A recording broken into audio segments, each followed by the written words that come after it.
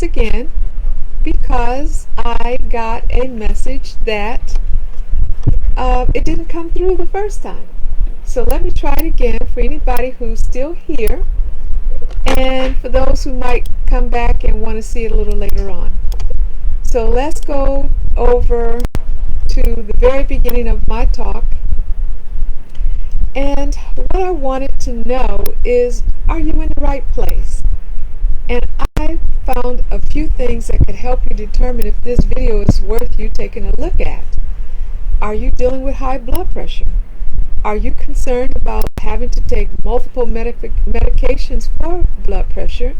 Or are you trying to avoid getting diabetes, having problems with your memory? Maybe you have somebody in your family who was diagnosed with a dementia and you're concerned about whether or not this will happen to you, or maybe you found that you have a genetic tendency to develop memory loss. We know that genes are only part of the story. It's what we do, our diet and our lifestyle, that affects whether or not you're going to have a disease. So before we get started, I want to let you know that the content is only for information. It's not a substitute for you having your own qualified healthcare provider. I never suggest that you listen to any kind of online program that's meant for the general public and then make personalized health decisions. This is a good opportunity for you to take some notes and share them with your healthcare provider. I created a journal for you. It's free and it's on my website, drhamiltonstubbs.com/resources, and you can go and download the No Sugar Added 7-Day Challenge Journal. You can also get it at the link that I'll put in the post to this video. So who am I? I'm Dr. Hamilton-Stubbs. I'm a medical missionary. I'm a medical researcher, and I am the co-author of over 10 peer-reviewed medical textbook chapters. I have medical publications. I am the health editor for an international women's journal, and I've written health columns for my local papers for many years. I have a medical practice located in Virginia, and I have been practicing a holistic form of sleep disorders medicine for many years because I know that our diet affects our health and it affects sleep. Sleep has a reciprocal relationship with your health because poor sleep is associated with poor health, and poor health can cause poor sleep. So nutrition has been such an important part of what I do that I went and got certified as a nutrition specialist. I'm a double board certified sleep specialist. I'm also board certified in pediatrics, and I have completed an adult neurology residency, a child neurology fellowship, and I enjoy writing ebooks for a hobby. You may be familiar with one of my most popular ones, How to Love Your CPAP Machine. So that's a little bit about me, and I like to help people understand health, how to improve your health span, and some things that you can do to feel empowered, to have some say-so in how your health manifests. One of the things that I notice is the effect of table sugar.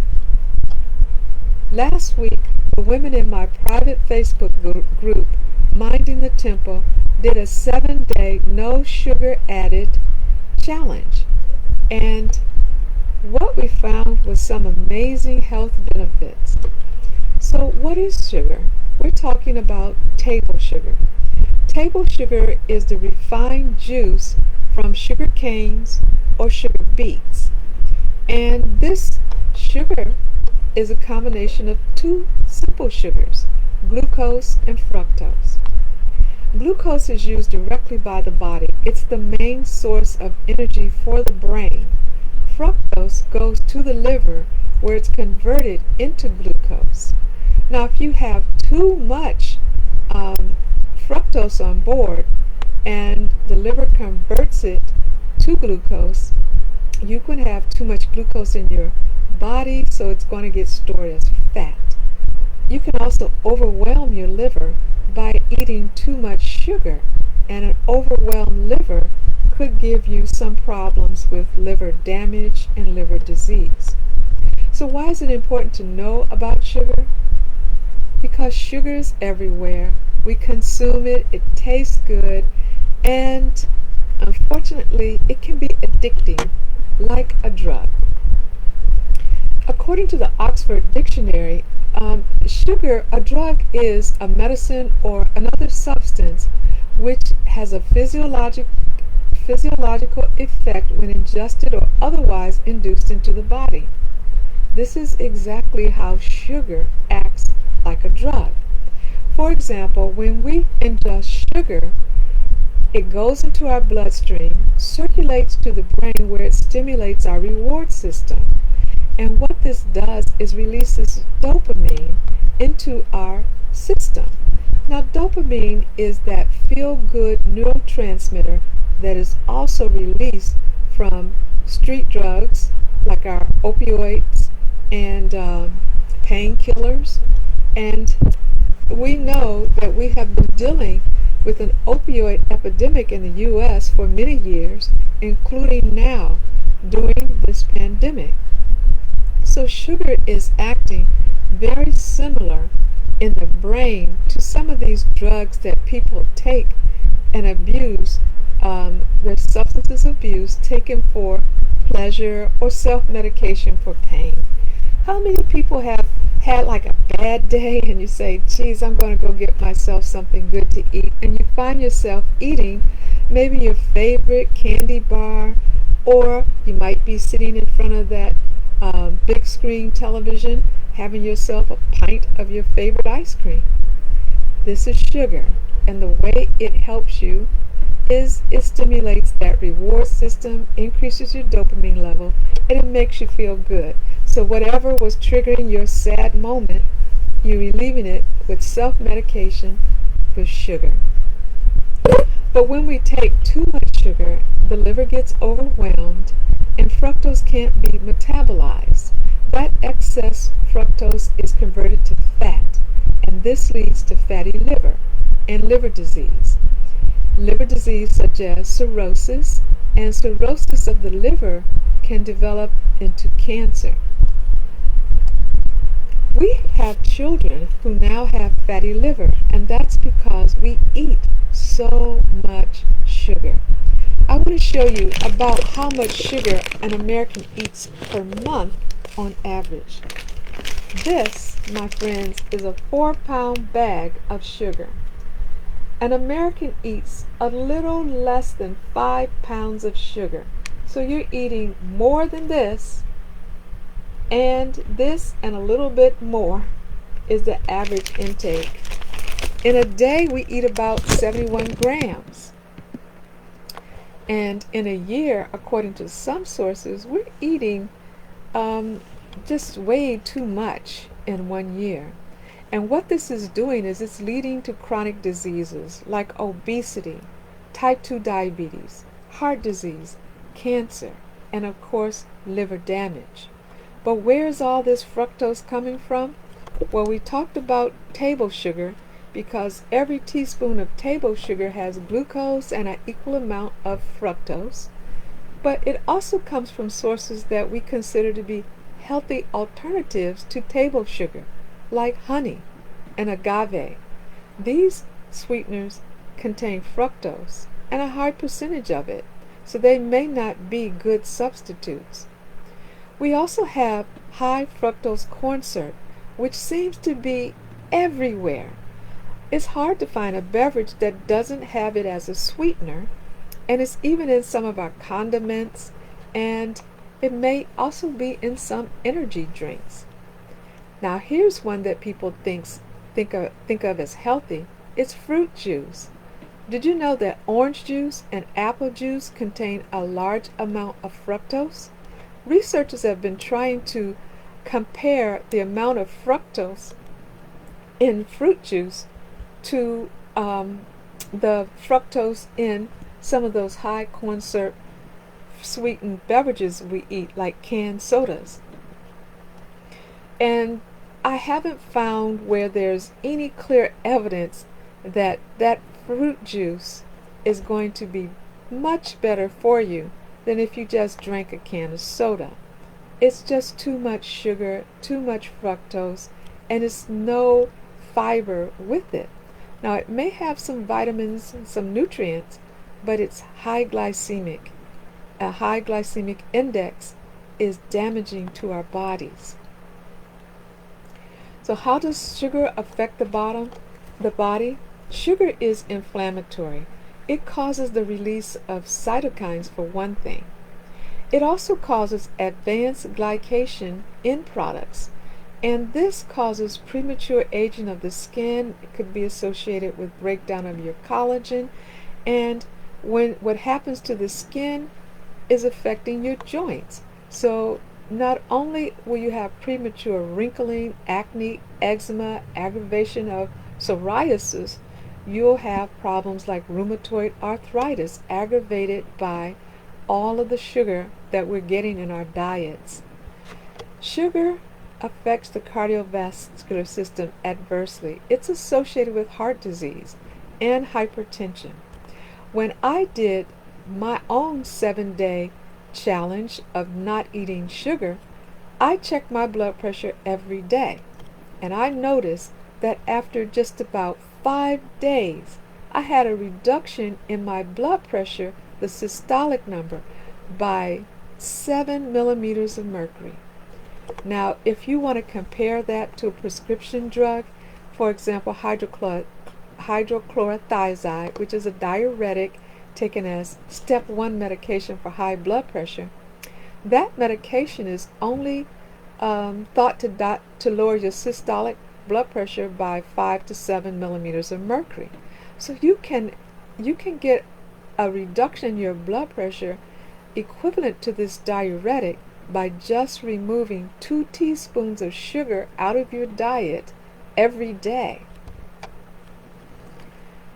And sugar will elevate your cholesterol level, because remember, cholesterol is being made in your liver, and your liver is overworked already because all of this sugar has to be metabolized. All of the fructose from the sugar has to be metabolized to make glucose. And the table sugar in large amounts upsets our metabolic system, so that we develop conditions like diabetes type 2. And diabetes type 2 is a precursor to peripheral artery disease, and you probably know someone who has poor circulation in their lower limbs. Maybe, unfortunately, you know someone who has lost a lower limb or some parts of the lower limb because of diabetes. And diabetes, over a period of time, if it's not controlled, it will lead to renal failure. So diabetes is not a condition that we want to have. And just think, if you could prevent diabetes by just eliminating the amount of sugar we're eating, wouldn't that be wonderful? Now, here's the scary thing. Sugar affects the brain. Well, we know that the brain needs sugar. It needs glucose. That's the preferred energy source for the brain. But when the brain gets too much glucose, that extra glucose causes inflammation. And when the brain has excess sugar, it causes the impairment of our cognitive skills and our ability to have self-control. For example, when you eat sugar, it can make you feel sad, and prolonged periods of sadness are described and defined as a form of depression. But sugar can also cause anxiety. So when you have problems with sleeping because you feel very anxious, if you eat lots of sugar, your sugar intake, your diet, could be contributing to this inability to sleep due to this anxiety being produced by the sugar. And sugar acts like a drug in the sense that if you have a little sugar, it stimulates a craving where you want to have more sugar. And the amount of sugar that you use to get maybe that same pleasure sensation, over time you will have to eat more and more to get the same pleasure sensation. And that's another way that sugar acts like a drug of abuse. Researchers suggest that high sugar consumption is causing inflammation that cause memory problems, and it may contribute to some forms of dementia. So people who are concerned because you may have a family member with Alzheimer's, or maybe you had some genetic testing that suggests you're at risk for developing a form of dementia, eating sugar could tip the genetics so that you will develop this condition, because genetics is just a risk factor, but it's your environment and your diet that has a major role on whether or not you will actually develop that condition. So here's what I want you to do. I want you to go to my website if you haven't already done it, and I want you to download the free copy of No Sugar Added 7-Day Challenge Journal and take the 7-Day No Sugar Challenge. And in that journal, record how you feel. If you eat lots of sugar, it may be difficult for you to just stop eating sugar altogether. You may have to just cut back a little bit. For example, if you have 4 teaspoons of sugar in your coffee, see if you can cut back to 3, maybe 2, and just taper off and see how you feel. In that case, you might need to do 2 weeks so that you can have 1 full week of not adding sugar. You also want to avoid excessively sugary foods. And in that journal, just write down how you feel. At the end of 7 days, look back and see how did you feel when you started and how do you feel at the end of 7 days. Things that you want to pay attention to is your memory. Do you have any problems with brain fog on day 1? How's that at the end of a week? Having any problems with joint stiffness, achy joints? How does it feel at the end of the week? This gives you some idea of how sugar could be affecting your health and could be a great motivator for decreasing or eliminating added sugar in your diet.